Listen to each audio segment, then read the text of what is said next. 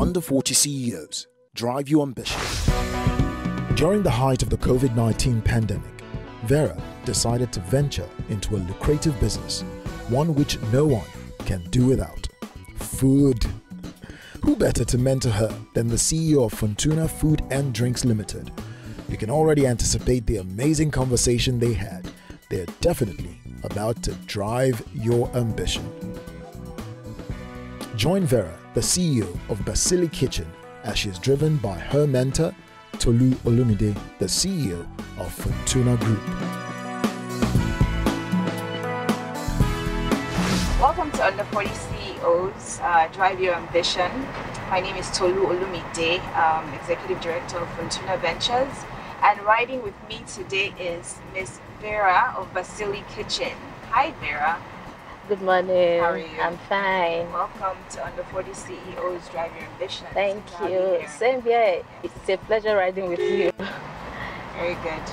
So, tell me a little bit about your business, Basili Kitchen. Okay, so I started my business during the COVID. Right. What were you doing before COVID? I used to work with Zaron Cosmetics. Okay. Yes. As a makeup artist? Yes. Yes.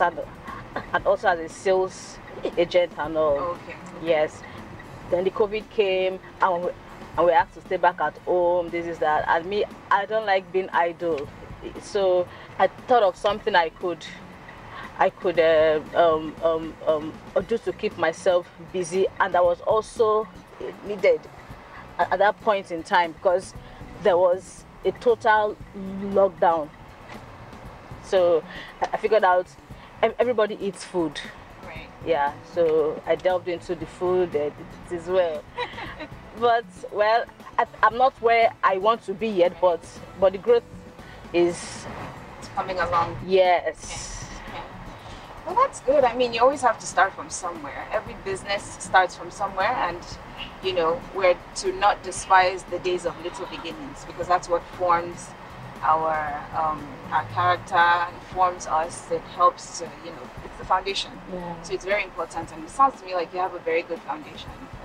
So how did you get on this show? Like, how were you able to, like, how did you apply for this? How did you... Oh, so I saw the advert on a friend's. I was like, oh, this is something I would really want to participate. Right. Yeah, so I went to the website, I registered. Then I was surprised when I got the text and the email that, oh, I've been selected to be this is the like, I was dumbfounded. That I was like, oh wow. What were you hoping to achieve by coming on this? Okay, so for the mentorship aspect, so I've actually been looking for one to speak with one. You get to speak with somebody who is also into business and all.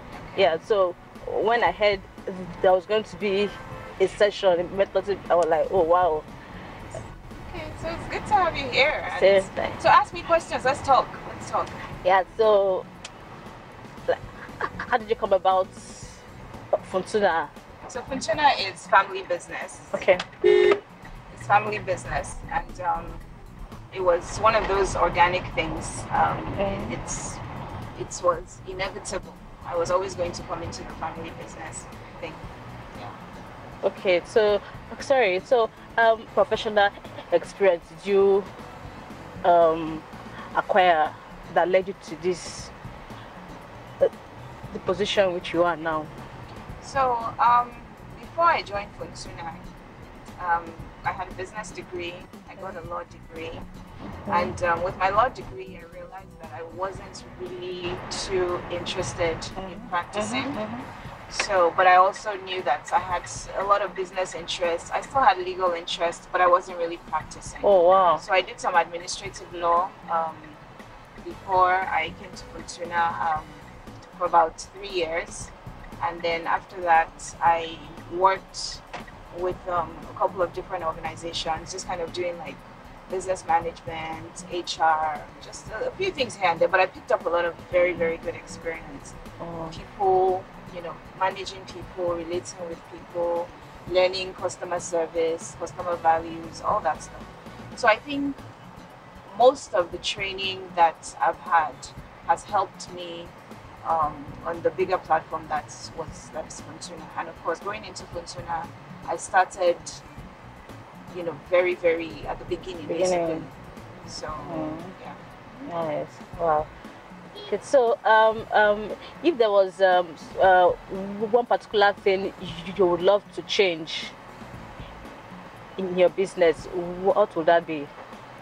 I can't really put a finger on anything I would want to change. What I would change would never necessarily be about that specific business. It would be about the terrain, the business terrain. And the truth is, there isn't so much that we can change.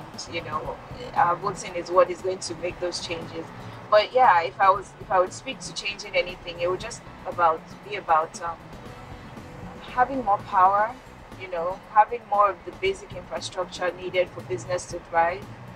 Having more accountability in business. Having, just all the things that a normal society has that helps business to thrive. Those are the things that I would want.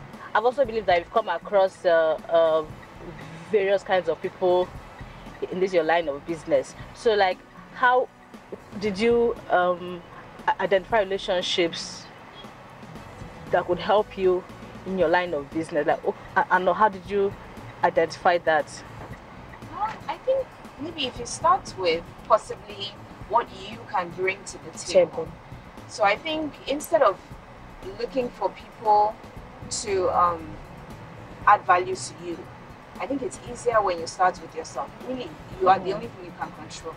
So the question is, how do I add value to this person? When you've identified someone that you think could possibly be an asset to your business.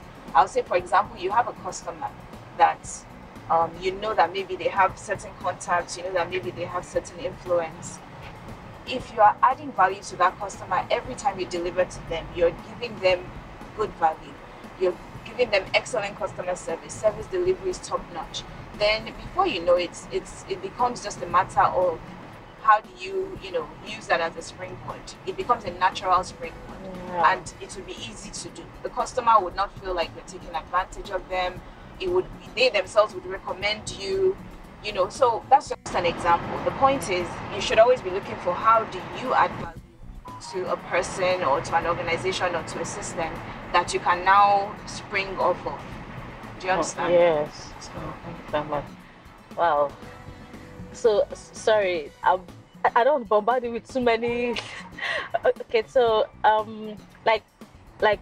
do you have tips on how to track your progress, like on your goals? Okay. So this one is a very popular one, but I think it's popular because it works. Have you ever heard of a vision board? Vision board. So basically, you would create a vision board. Either it's a document or an actual board. Okay. Where you write out all your goals, all your targets, all your timelines, all your expectations for yourself, like your dream, even your wildest dreams, your wildest expectations. Just write it down and lay it out, and then visit it. Sometimes every day, sometimes every week, sometimes, And the truth is, when you have those kind of things on paper, it's easier to look at them from time to time, within capsules of time. Probably not every day, but within capsules of time, like maybe every 2 weeks, once a month, once every 2 months. And you will actually see movements sometimes. Powerful, So. Wow. So, how do you keep business profitable in the short run and in the long run as well? How do you keep business profitable? So the truth of the matter is, you have to be able to do forecasting, which is what we just talked about. When you're doing your costing, you have to make reasonable projections. You have to be able to plan ahead, and things will come out of the blue. Things will happen, but you have to be able to plan with those things in mind.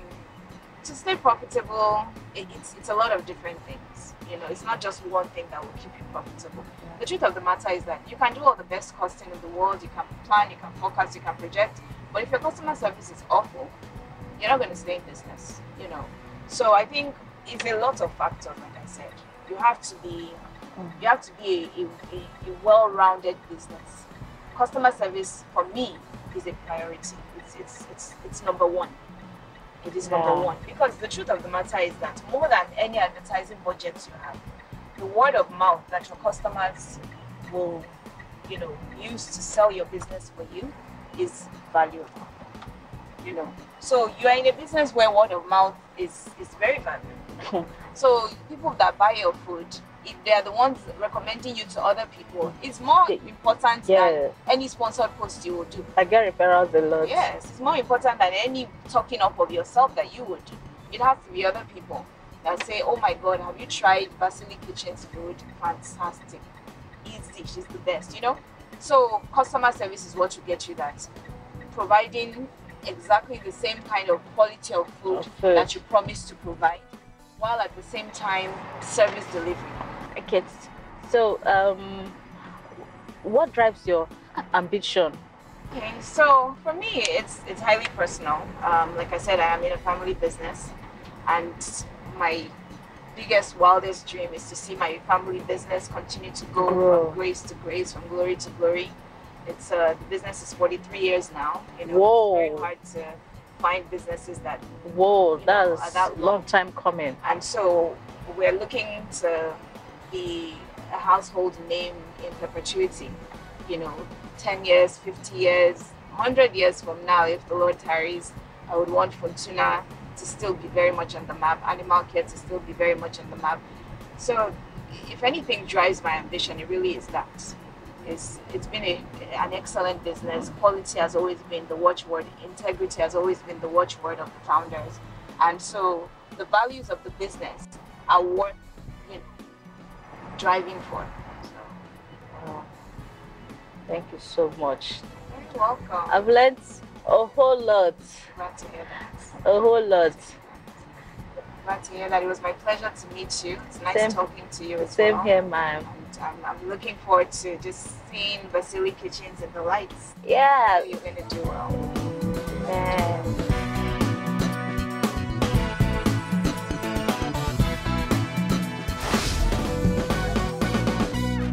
Under 40 CEOs, Drive Your Ambition, brought to you by Mitsubishi, shot on Samsung.